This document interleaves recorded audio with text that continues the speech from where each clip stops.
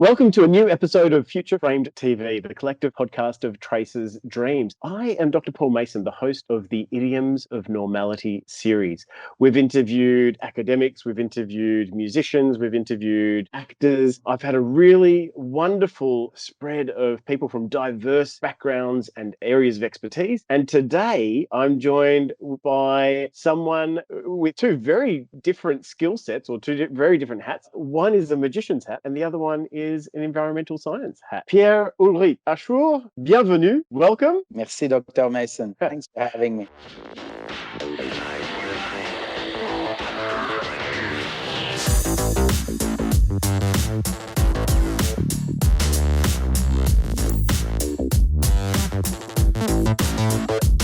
Now, tell us, a question I'd like to begin with is just to find out a little bit about people's backgrounds, their expertise, their experiences, what they bring to the question, what is normal? Well, I am originally a Canadian, French-Canadian, with a French father, born and raised in Quebec till about the age of 19, moved to Australia and studied environmental science here in Western Australia. And now I have a partner with two beautiful kids and I'm Australian. So I guess I'm not your normal citizen of Australia or Canada in this case. And my academic background, as I said, I studied environmental science, but since I'm about 10 years old, I've also been fascinated by the world of magic and illusion. I've been studying it as a hobby, but also took it as a part-time profession. And for the last 3 years, I've been full-time magician. Only this year, I've rejoined the environmental science area. I guess with this pandemic, it made me reevaluate my values and how much time I wanted to spend with the kids and all of that. So I guess that's my background. That's a really juicy background, and I can't wait to hear your answer. What, Pierre-Ulric Achour, is normal? As a magician, my job is to create non-normal moments using normal means that feel impossible, right? As a scientist, I observe, I'm a soft scientist and I studied biology. I'm not a mathematician or a physicist or a pure chemist, but nevertheless, you look at nature, whether it's out in the cosmos or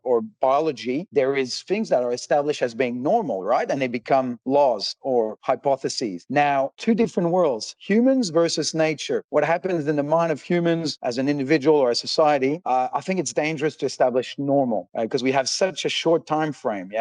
Human life is so short that what we consider normal in the span of time may just be your sample size is too short. While in natural science, you establish normal things that are repeatable in the rational world, and that is quite a safe assumption to assume things are normal after a while when they never change, or where you can observe these things and you establish laws. So to answer, Paul, I don't know if there is something such as normal, especially not in the human world, because you look at history, there's no standard, right? Things have been always changing. I am blown away by that answer because for me, what I'm hearing and apologies ahead of time if I'm poorly paraphrasing what you're saying, but one thing I grabbed from what you just said was perhaps in inanimate objects, perhaps in planets orbiting a sun, there is a normal. There is a studyable normal that can be calculated over eons. But in human lifespans, in biological, animate, living beings, establishing a normal across a very short lifespan makes no sense. And the reason I'm so captivated by that answer is because a lot of people don't realize that the word normal and the way in which we statistically quantify normal in human populations is a misappropriation. Thank you. Yep. Normal term is what I prepared earlier. But that's a misappropriation of mathematical methods from astronomy onto human populations. And so you're taking a mathematical method for inanimate objects and applying it to these living, sentient, changing, evolving beings. I think you've paraphrased what I was kind of chaotically throwing initially at you pretty well. That's I think there's many normals and there's many things that are not normal. Some things are fractal in nature. Something are random. Something are binary. They are or they're not, right? But yes, I showed that because I happen to have my little fridge whiteboard. Usually there's menus and what we're going to feed the family. I erased it.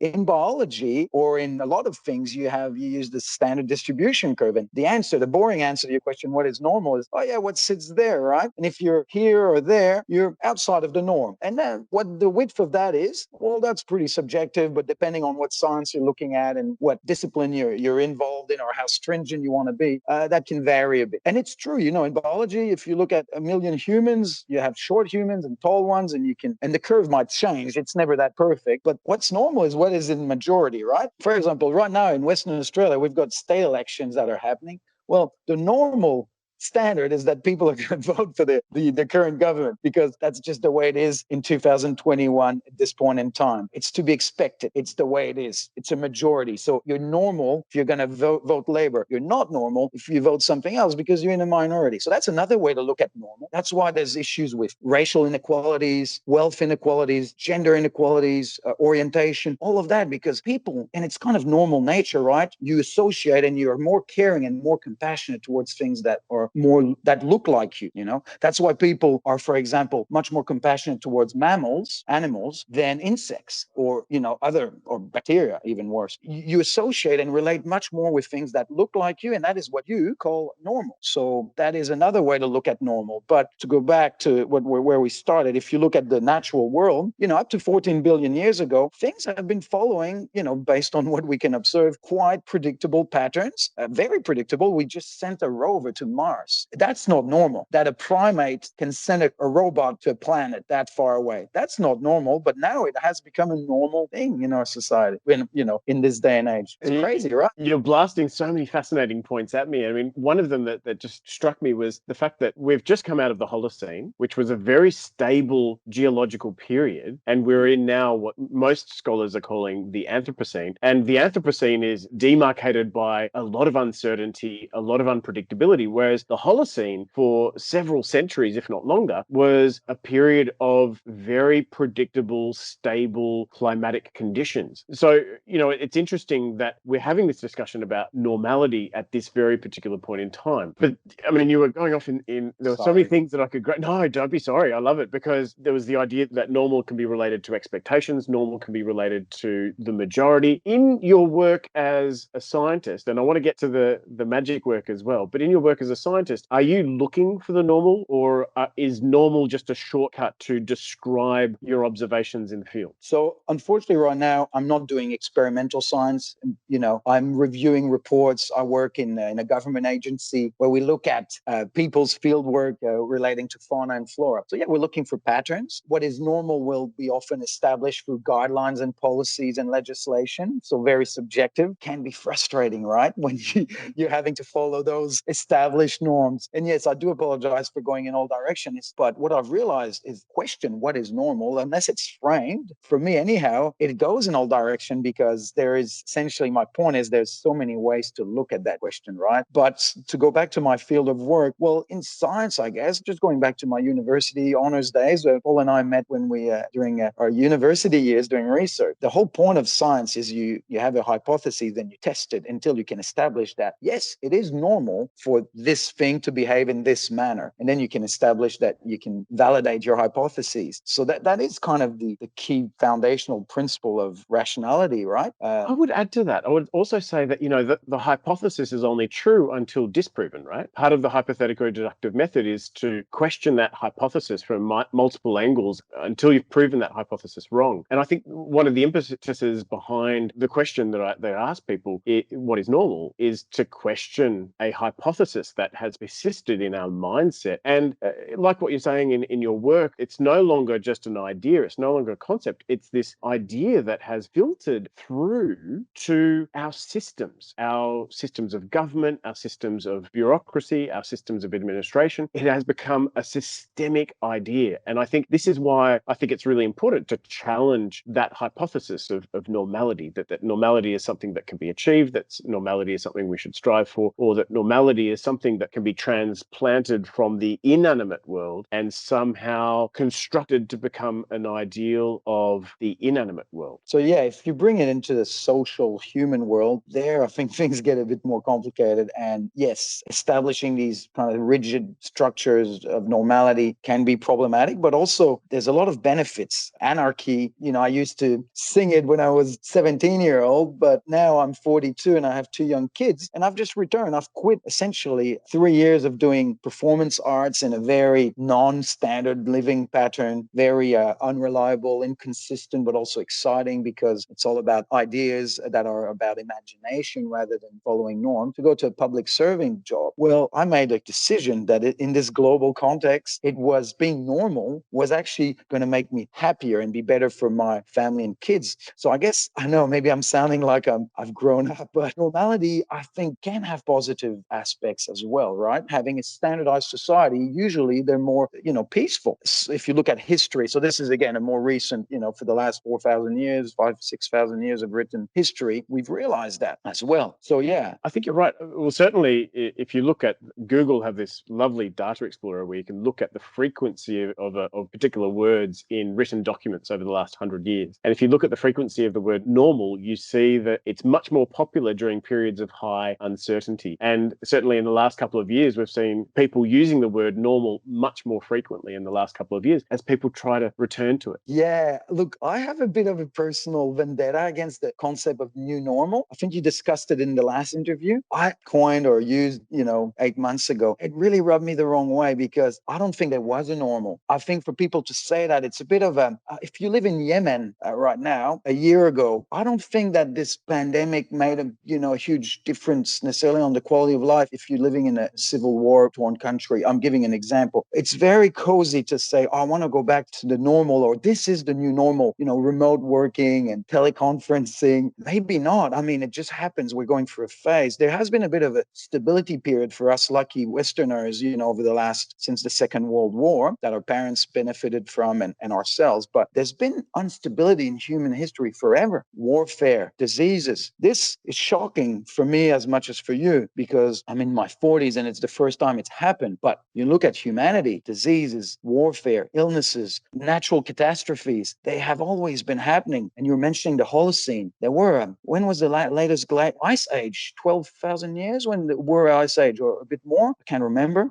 That's not cool. It is cool. If you were a Homo sapiens, wandering, well, that's the thing. It's not a short term, it would have been a slow cooling of the planet. But nevertheless, for the species as a whole, that wasn't normal. And we survived it. And now we're going through this anthropocene, which is worrying, of course. But to say that it's not normal, if you look at the history of the world and of biology of life, there's been, things that are scarier that can happen. I know it's very, it's a strange thing to say, but and I think we're in a position to control and adapt much better than we've ever been. So I'm kind of almost more optimistic in some ways. I'm more concerned of, perhaps a meteorite or a huge volcanic activities because that's fractal and unexpected, and it will come, and it's the most abnormal thing that could happen to our life, on this planet. It's interesting how you have the phrase "the new normal" is rubbing up against your sensibilities, and I think your reasons behind having a vendetta against the new normal are well founded. And it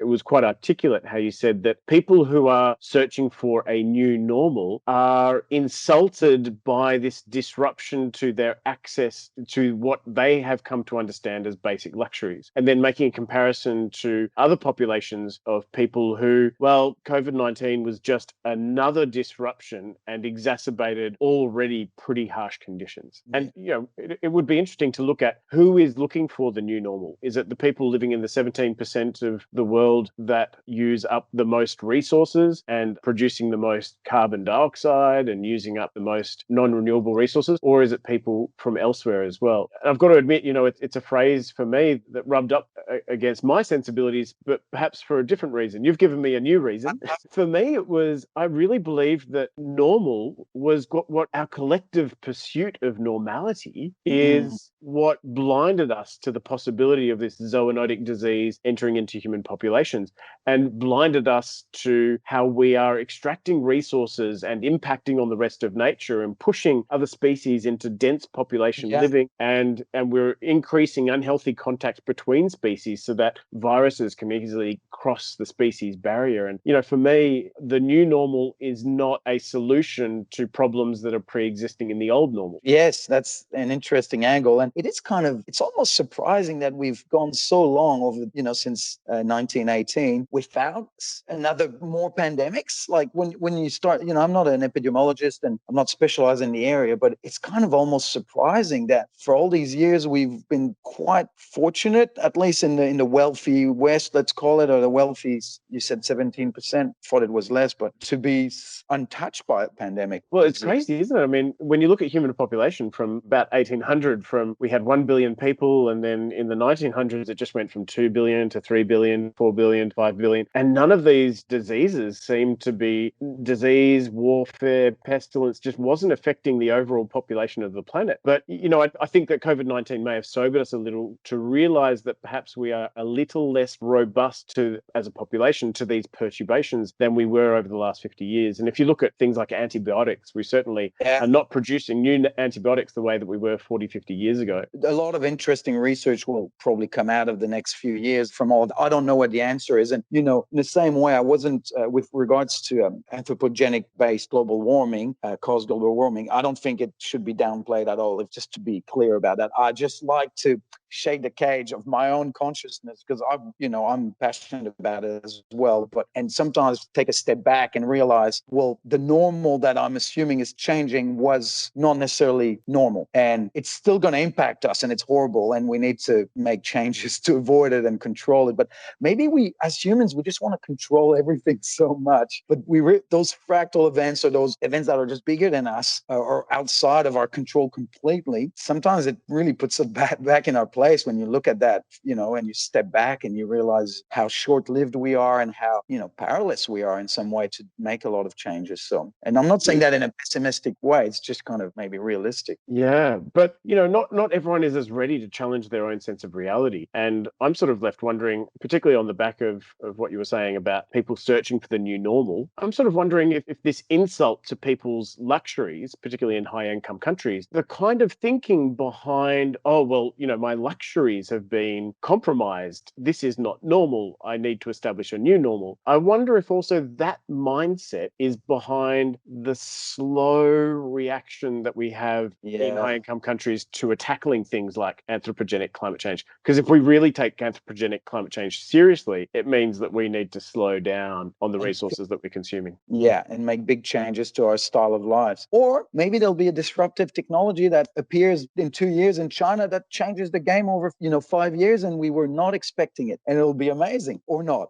I don't know. Well, I mean, if you're a gambling person, do you want to take that wager? One question now, one thing I haven't picked up on is you mentioned playing with people's sense of normality in your magic. Yes. Look, magic is it's just a performing art. It's theater, right? But it has some really interesting psychological roots to it. And like people often ask me, oh, is it real? What is it? Yeah, of course, magic is real in that it creates a real phenomena in your brain of perceiving the impossible done through the words and movements and hands of a performer, male or female performer on stage, in your TV, at a coffee table, wherever, doing apparently the impossible. And really good magic is undistinguishable from reality, hopefully, when well done. Usually there's a compromise, unfortunately, because it's not real, right? But if it's done so well that it feels real, then you've really you've achieved your goal. But yeah, so normal, for example, you can have an object, if you drop it and it falls, that's normal. It always works, right? It's gravity.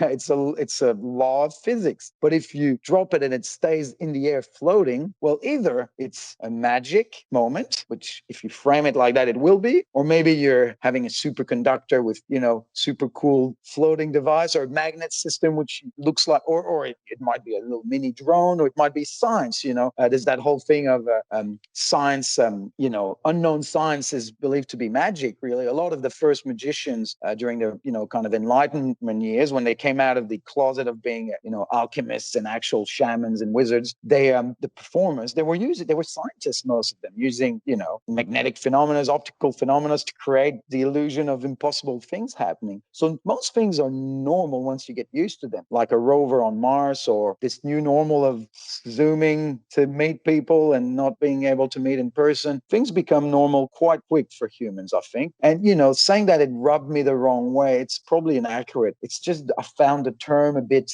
it's just assuming that there is a normal, which is the whole basis of this interview. So, and that's why I'm like, is there really a new normal? What is normal? You're only looking at a small 15, 20, 50-year sample size, of normality as a journalist, if you use that term. Thanks for revisiting, and on the back of talking about how you play with people's expectations in creating illusions, is normality the real illusion? If people's beliefs and expectations of what we expect objects and events to do is so easily disrupted by sleight of hand and what you do up on stage, is the real illusion normality? Probably. I mean, even optical illusions, I'm fascinated by them. Like, I wish I had some. I've got books of them at my office. An optical illusion, we're so used to seeing seeing patterns and shapes and be aware of depths. And, the neurology of our eyes and our brain and our touch is so ingrained since we're babies that when a good optical illusion breaks it, your brain just cannot cope with it. And it